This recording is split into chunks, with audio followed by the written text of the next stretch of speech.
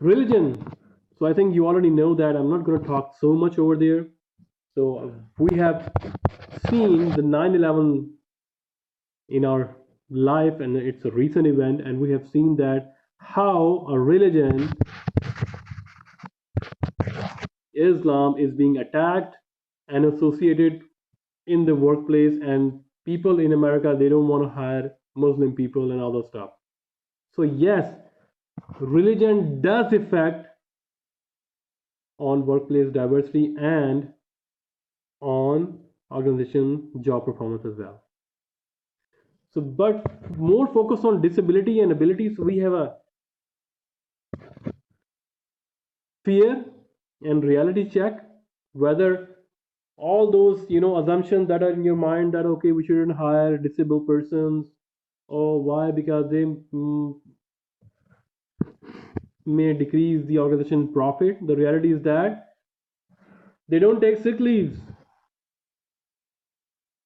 they are on time, and if you see the compensations that are given to a normal person and after adjustment of their leaves and all the stuff, these are the same. All right. Second fear: workers with disabilities lack job skills. Maybe certain job skill in which physical strength, or if you are handicapped person, then physical strength is there, right? But reality is that with the abilities of with the introduction of you know internet technologies, voice recognition softwares and all the stuff, now you can use anything. Even look at that, the Steve Hawking,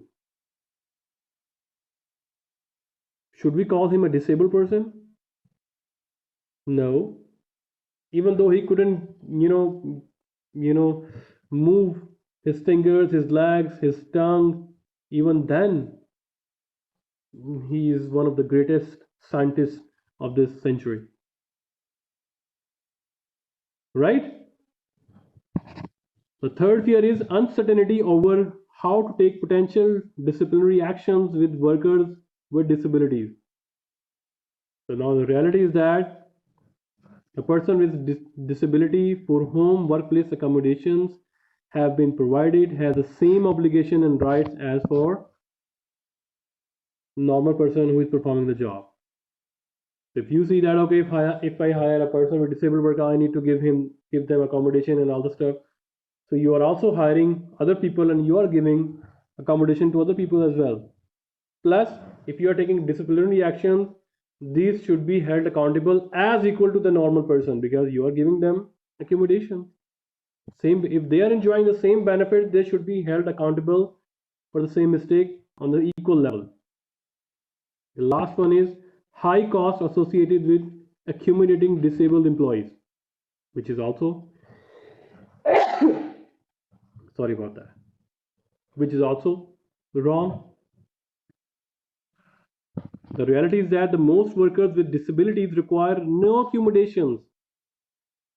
They just need a job. They have the family, they have the house, they are paying, they want to pay rent, and just thing is that they don't want to be left alone. They want to interact with people. And what society is doing, they want to disown them. And they have higher skills, they have higher focus.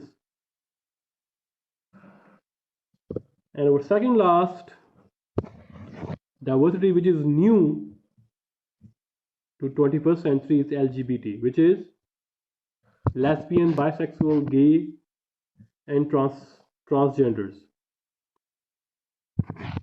All right. So with the introduction of laws in US, in Japan, now it is mandatory for every company to hire certain percentage of its workforce LGBT.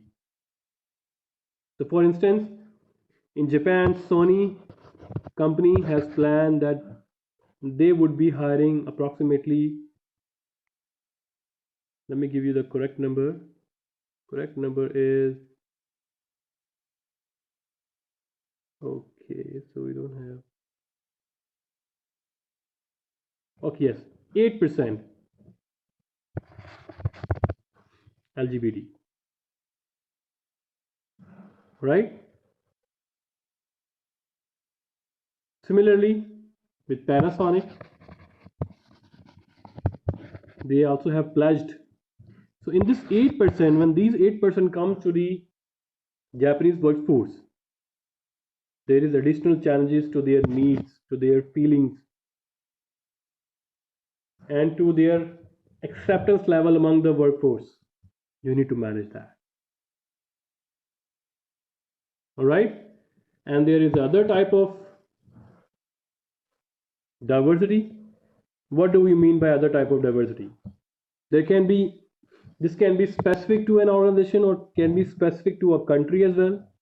For example, in America we have a new diversity, that is obese people versus extra thin people. We have a new diversity in US, bodybuilder physique versus normal people, because there is a craze in American nation to become a huge freak muscle giants, right? And also they're going to be in an organization, maybe they're going to be a diversity with pay grades or some departments as well. Okay, this is research and development department and that's it. They don't want to interact you, they have a higher prestigious feeling or something, so you need to manage that. So it can be any other thing, but on surface level there are age, gender, religion, race, ethnicity, LGBT, and disability. All right. Now, what challenges are you facing when you are managing diversity? Number one is personal bias. So we talked about biasness in our earlier chapters in detail. So which means a tendency or preference towards a particular perspective or ideology, right? And prejudice, that you hate someone. So, what is the difference between bias and prejudice? Anyone?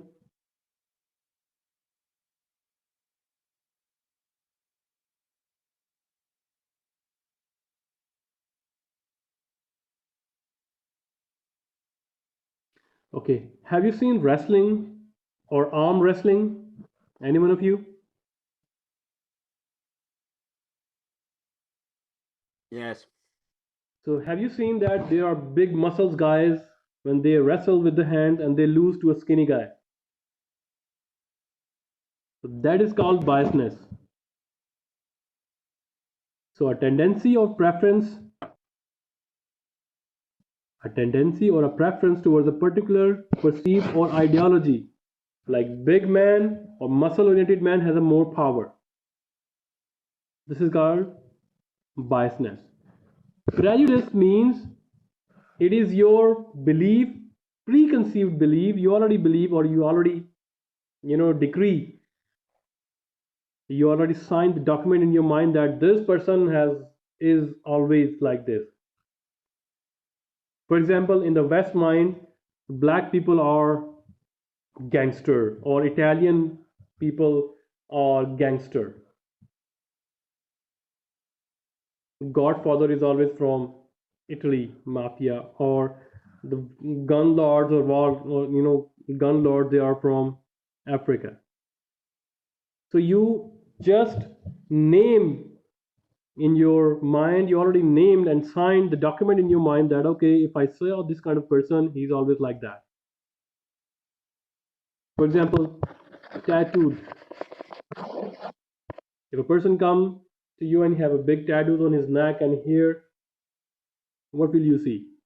Or what will you have prejudice in their mind that okay, he is not a good person? Why? Because the history of tattoo is like that. Those who make tattoos, they are related to some religion, some occult, some gangster type of association. Maybe he just made this tattoo for fun, All right. So the other challenges are stereotyping. When you label someone according to a perception. For instance,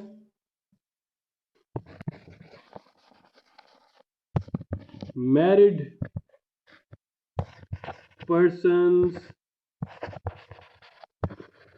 are settled person or stable person. Many in the organizational, HR groups, they ask you this question: Are you married?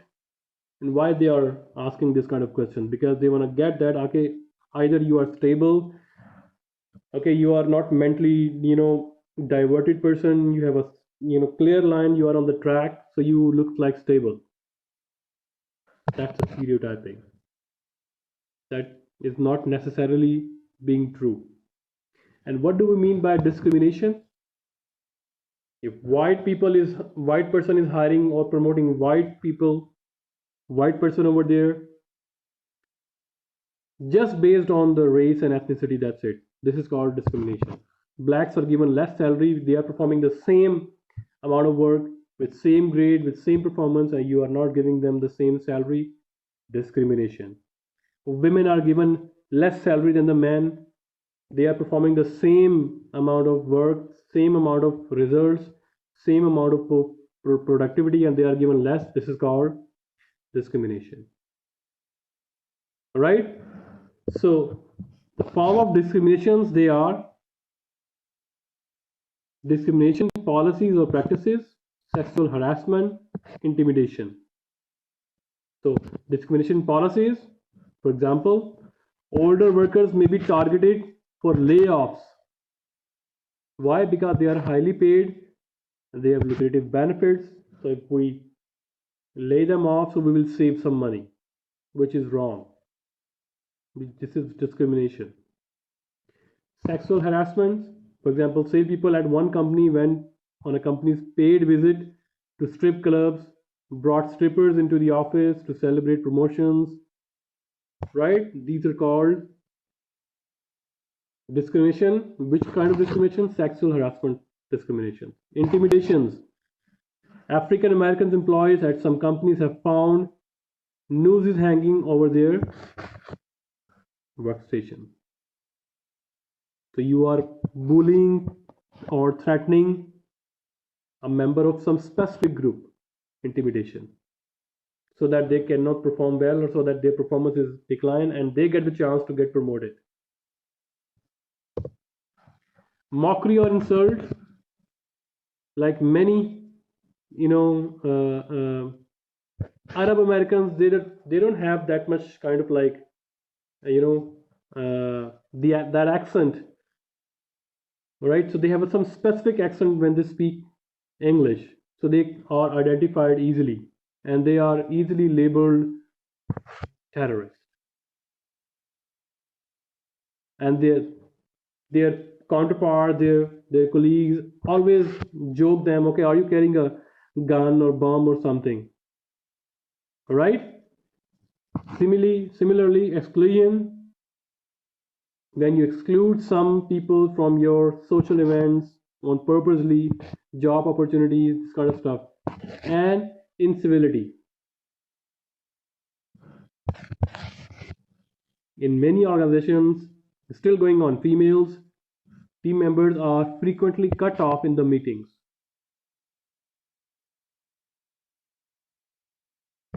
Incivility. And one major, here we have successfully concluded all the discussion on diversity. But it would be wrong not to discuss the 1980s phenomena which Wall Street Journal coined glass ceiling, which is